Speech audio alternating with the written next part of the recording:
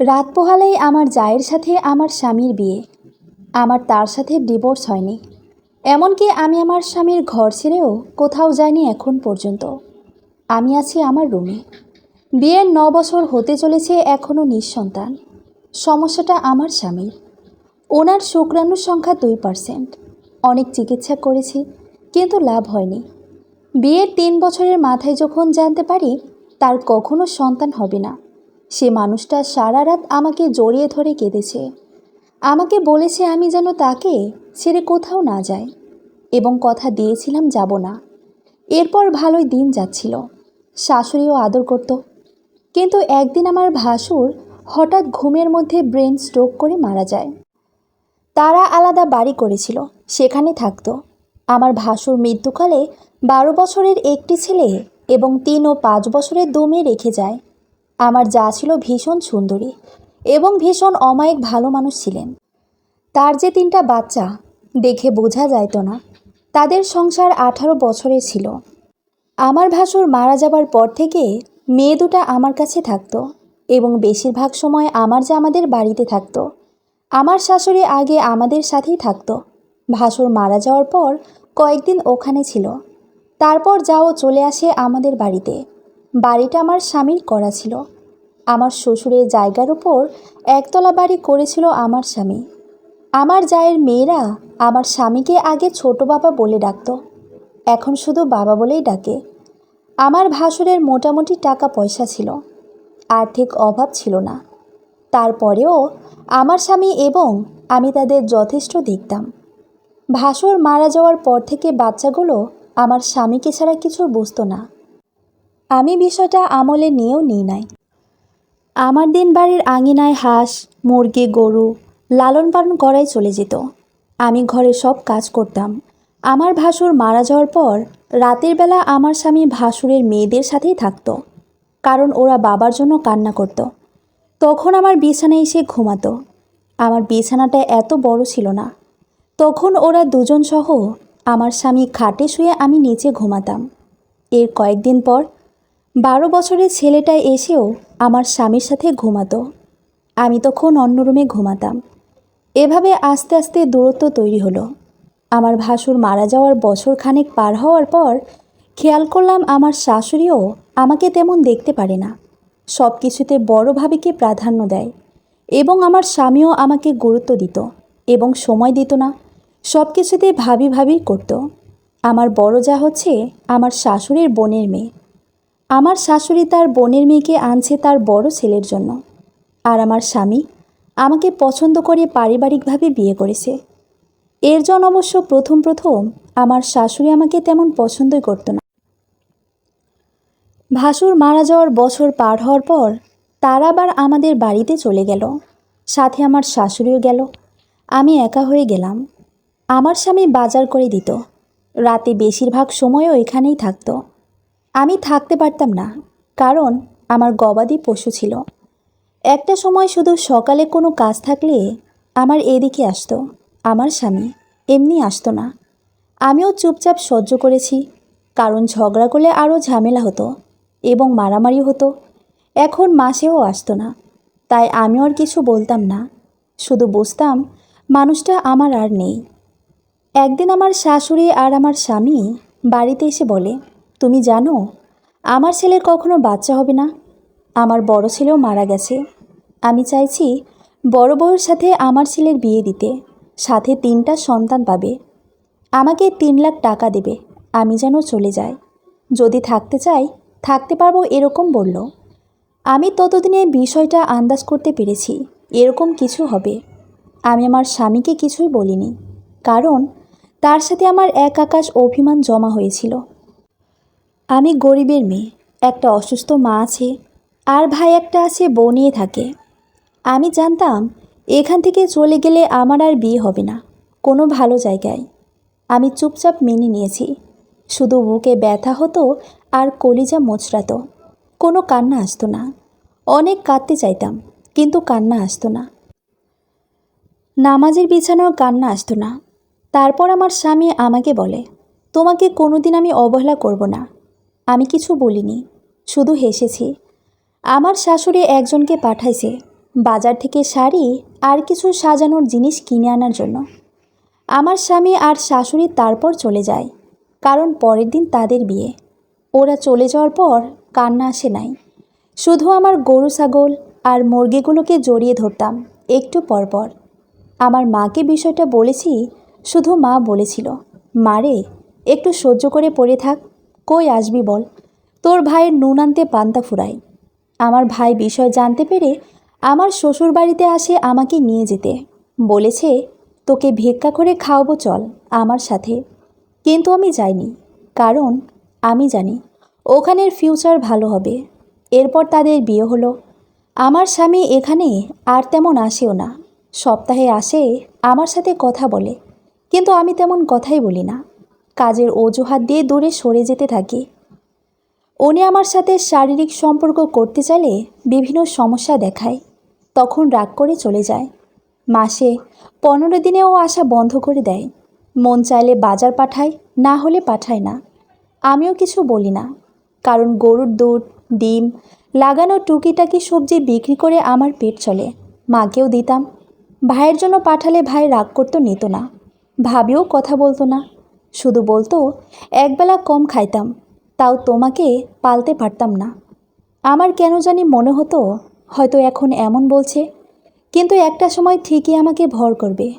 আমার ভাবি এত কষ্ট পেয়েছে এই ঘটনার পর থেকে। একটা ডিম পাঠালেও রাখতো না। কখনো ভালো মন্দ রান্না করলে ভাইয়ের মেয়ে দিয়ে পাঠাতো, আমি তৃপ্তি সহকারে খেতাম। শ্বশুরবাড়ির সবার সাথে আমার দূরত্ব হয়। যে মানুষগুলোকে কত আদর করে আপ্যায়ন করে খাওয়াতাম, কত ভাবছিল, সেই মানুষগুলো এখন আমাকে দেখলে কথাও বলে না, খোঁচা মেরে কথা বলে। আমি কেন ডিভোর্স দিনা হ্যান ত্যান। আমার শাশুড়ি আসে না তেমন, তেমন একটা কথাও বলে না। ওনাকে মা ডাকতাম, কত যে সেবা করেছি ওনার। হাই আফসোস, কেউ দুঃখ বোঝেনি। আমার কান্না আসতো না, শুধু মনে হতো বাপে করে গেছে বেইমানি, যে জন্ম দিছে সে করছে বেইমানি, আর তোমরা তো বহুত দূরে। সকালে ঘুম থেকে উঠে গোয়ালঘরে যেয়ে দেখি আমার একটি দুধের গরু নাই। আমি তো পাগল হয়ে যাই, চিৎকার করে প্রতিবেশীদের ডাকি। তখন তারা বলে যে সকালবেলা তোমার জামাই আর তোমার ভাসুরের ছেলে এসে গরুটা নিয়ে যায়। আমি পাশের প্রতিবেশীকে আমার হাঁস মুরগি গরু দেখতে বলে কোনো রকমে বোরকা পরে ওদের বাড়িতে রওনা দিই। ওদের বাড়িতে গিয়ে দেখি গরুটা জবাই করে মাংস কাটতেছে। আমি চিৎকার দিয়ে কান্না করে উঠি। আমার শাশুড়ি আমাকে বলতেছে, কালা মাগি এখানে নাটক করতে আসছে। আমার স্বামীকে বললাম, আমাকে না বলে গরুটা কেন নিলা? আমার স্বামী আমাকে বলল, আমার যা ইচ্ছে তা করব, তুই বলার কে? আমি কাঁদতে কাঁদতে বাড়ি চলে আসি। ওই গরুর মাংস দিয়ে আমার ভাসুরের মেজবানি দিয়েছে, আর এটা ওদের গ্রামের সবাইকে নিয়েই খেয়েছে। আমার প্রতিবেশীদেরও দাওয়াত দিয়েছে। শুধু আমার জন্য এক মুঠ ভাত উঠেনি, সারাদিন কিছু খায়ওনি, শুধু গোয়াল ঘরের দরজার পাশে বসে কেঁদেছি। প্রতিবেশী কয়েকজন মুরব্বী বলেছে, তোর কপালে সুখ উঠে গেছে রে বউ, তোর কপালে সুখ নাই। একজনে আমাকে ভাত দিয়ে গেছে, খাইনি। পরের দিন সকালে সেগুলো পানি দিয়ে রেখেছি। পরের দিন সকালে গরুর গোবর দিয়ে খুঁটো বানাচ্ছি সেল করার জন্য। এগুলো জ্বালানি হিসেবে ভীষণ কাজে লাগে। আমার স্বামী কয়েকজন লোক নিয়ে আসে, তাদের গোয়াল থেকে বের করে গরু দেখাচ্ছে। আমার এখন 2টা গরু, একটা বাছুর সহ মোট 3টা। আমার স্বামীকে বললাম, গরুগুলো সেল করিও না, আমি এদের ছাড়া থাকতে পারবো না। আমার স্বামী আমাকে বলে, তোকে থাকতে বলেছে কে, চলে যা। এগুলো নিয়ে ওর আর আমার মধ্যে অনেক ঝগড়া হয়। আমি তো গরু বিক্রি করতে দিব না। তখন সে আমাকে অনেক মারে ওই মানুষগুলোর সামনে। প্রতিবেশীরা ধরতে আসলে তাদেরও গালাগালি করে এবং আমার ভাতার বলে তাদের। পরে গরুগুলো নিয়ে যায় পিকআপ গাড়িতে করে। আমার গোয়ালঘরটা হাহাকারে ভরে ওঠে। চুপচাপ কষ্টগুলো হজম করি, কারণ যাওয়ার জায়গা নাই। ভীষণ গরিবের মেয়ে আমি। আমার বাপ ছিল অনেক কোটিপতি, কিন্তু আমাদের সাথে বেইমানি করে গেছে। আমার বাপ আমার মাকে শখের বশে বিয়ে করে, কখনো সামাজিক মর্যাদা দেয়নি। আমারও তেমন চালাক চতুর ছিল না। আমার বাপের কোটি কোটি টাকা। ওনার শহরে 13টা বিল্ডিং রয়েছে এবং 15টা কারবার ভ্যান পিকআপ বাসের ধরনের গাড়ি রয়েছে। ওনার প্রথম সংসার, এক ছেলে এক মেয়ে। তারা ভাই বোন দুজনেই এমবিবিএস ডাক্তার। আমার মাকে বিয়ে করার 5 বছর পর আমার বাবা মারা যায়। আমার মা সেখানে গিয়েছিল কিন্তু কিছু পায়নি, উল্টো আমাদের জারজ বলে বের করে দিয়েছে। আমার ভাইয়ের তখন 3.5 বছর এবং আমি আম্মুর গর্ভেই ছিলাম। এরপর মা আমাদের নিয়ে মানুষের বাসায় কাজ করে সুখে দুঃখে মানুষ করে। আমার ভাই কৃষক, পড়ালেখা একদম করেনি। ও 7 বছর বয়স থেকে মানুষের দোকানে কাজ করত। আমি কোনো রকমে ক্লাস 9 পর্যন্ত পড়ি। এরপর ওনার সাথে বিয়ে হয়ে যায়। একদিন ওরা সবাই এ বাড়িতে বেড়াতে আসে। আমি রান্না বান্না করে খাওয়াই। কাজের অজুহাতে রান্নাঘরে বসে থাকি। আমার স্বামীর সামনে খুব একটা বেশি যায় না, কিন্তু আমি তাদের খুশি দেখেছি। তাদের কত সুন্দর সংসার, 3টা বাচ্চা। আমার স্বামীর সাথে তার বউয়ের মাশাল্লাহ খুব ভাব, একজন আরেকজনকে চোখে খাড়াচ্ছে। আমার শাশুড়ি তো ভীষণ খুশি, দেখে মনে হলো তাদের কত সুখী পরিবার। আমি শুধুমাত্র একটা আগাছা। নিজেকে সবসময় এটাই বলতাম, বাপে করছে বেইমানি। বাপে তো মারে কাগজে কলমে বিয়ে করেনি, হুজুর ডাকে আকত পড়েছে, এরপর ভাড়া ঘরে রাখছে।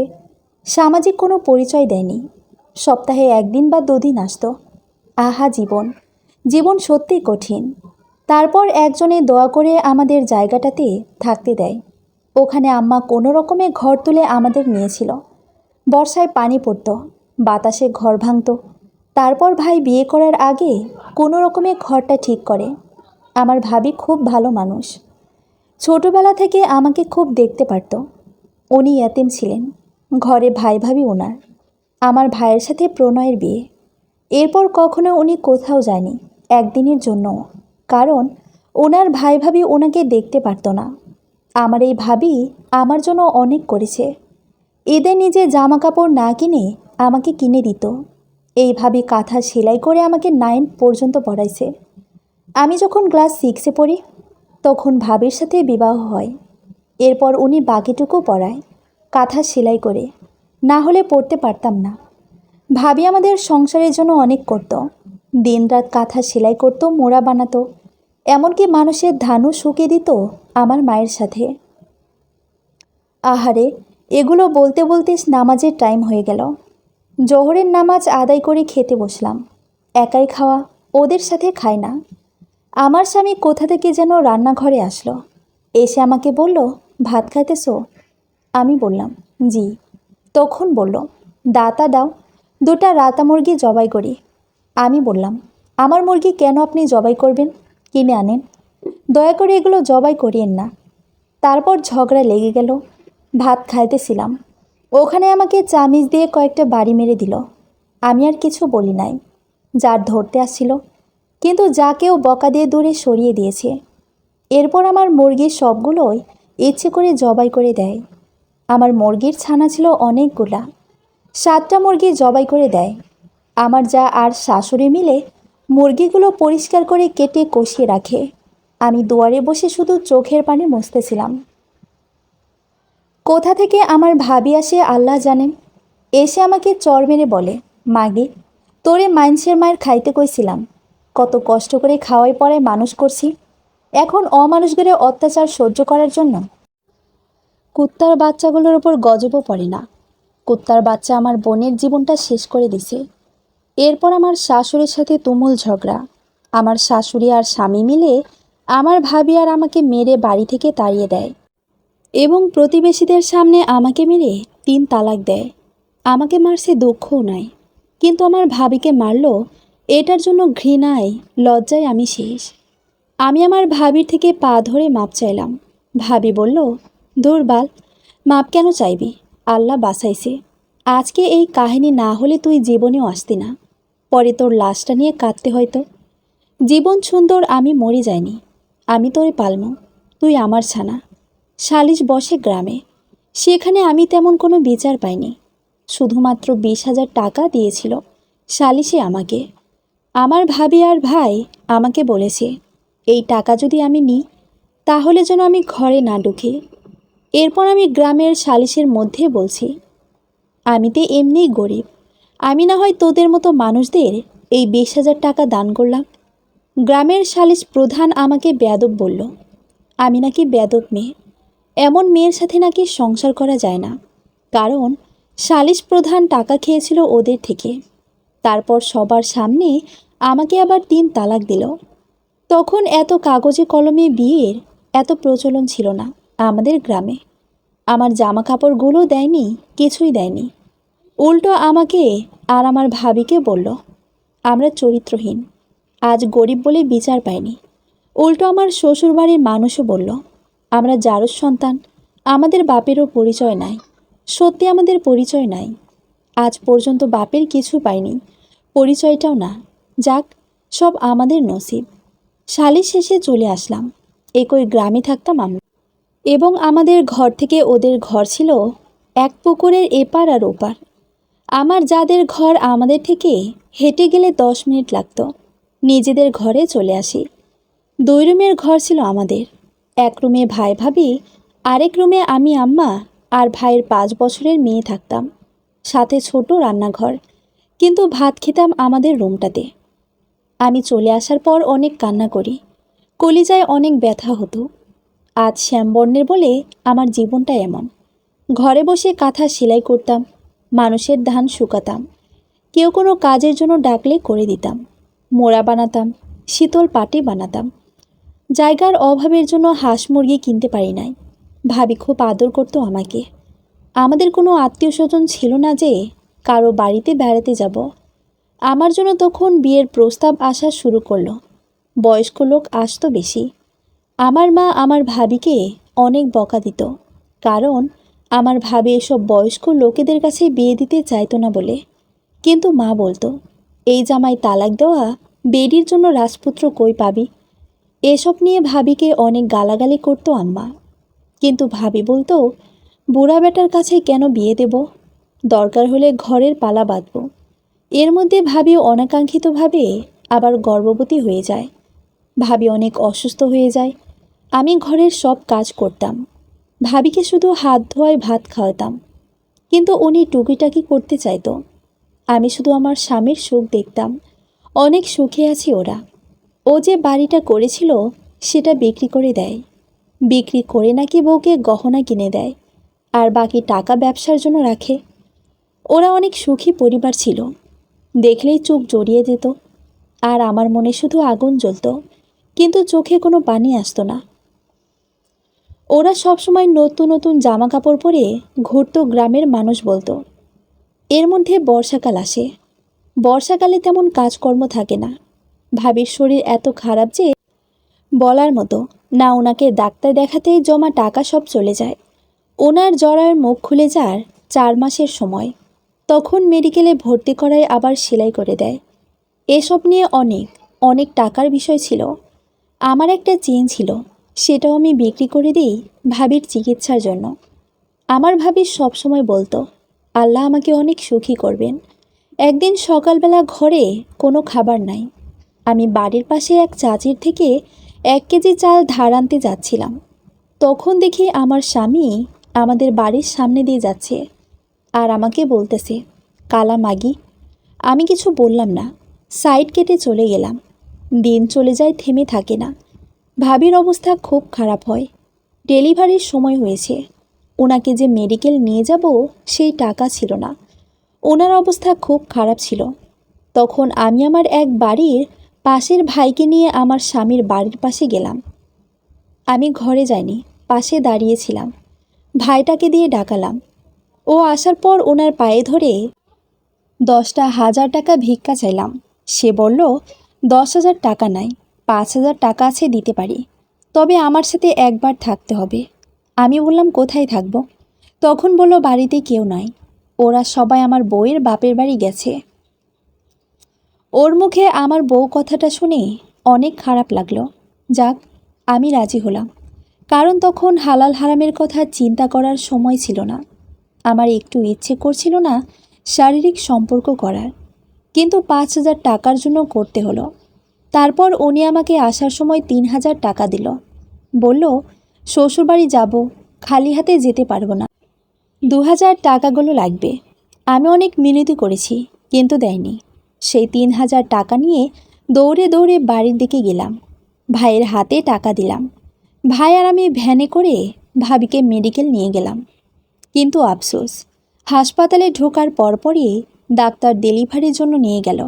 ডেলিভারির সময় একটা পুত্র সন্তান জন্ম দিয়ে আমার ভাবি মারা যায়। আমার ভাবির খুব ইচ্ছে হয়েছিল গরুর মাংস দিয়ে ভাত খাওয়ার, কিন্তু আফসোস খাওয়াতে পারিনি। হাসপাতালে বিল আসলো 6,000 টাকা।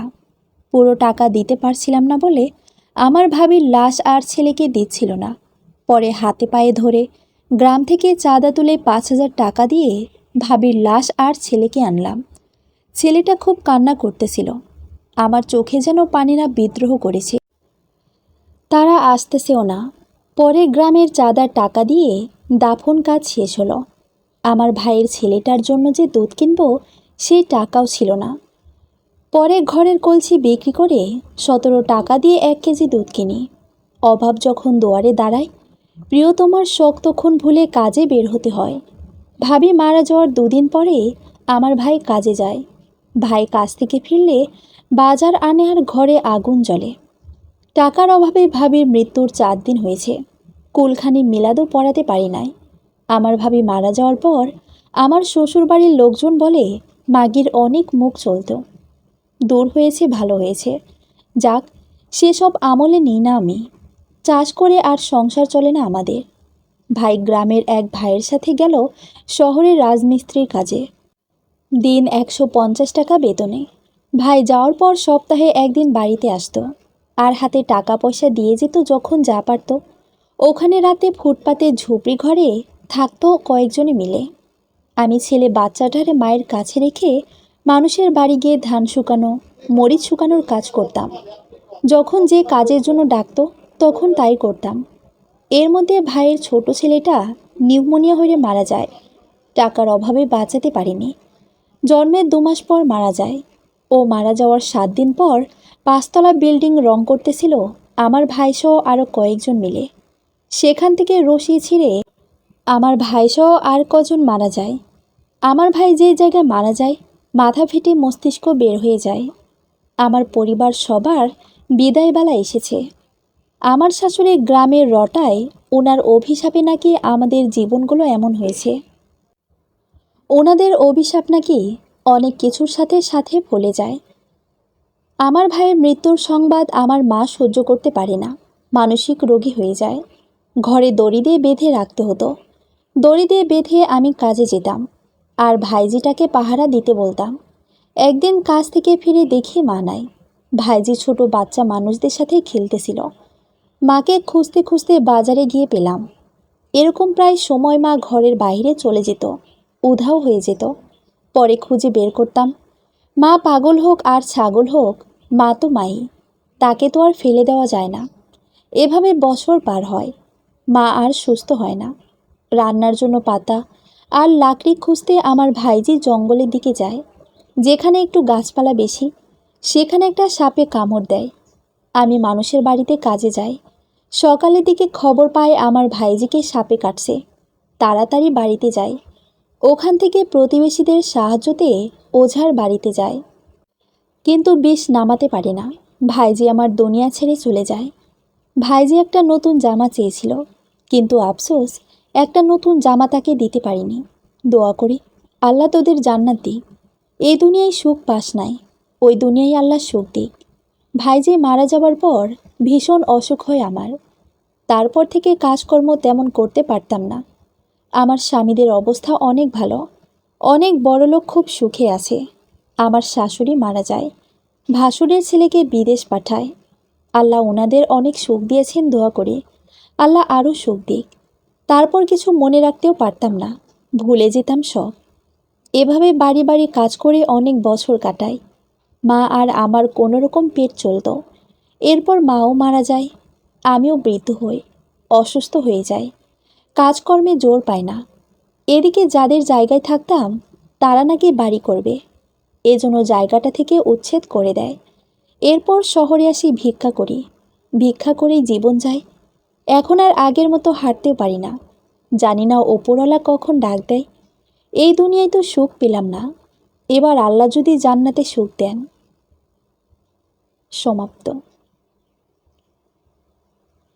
এক ভিখারির মুখে শোনা তার জীবনের সত্য ঘটনা। ধন্যবাদ।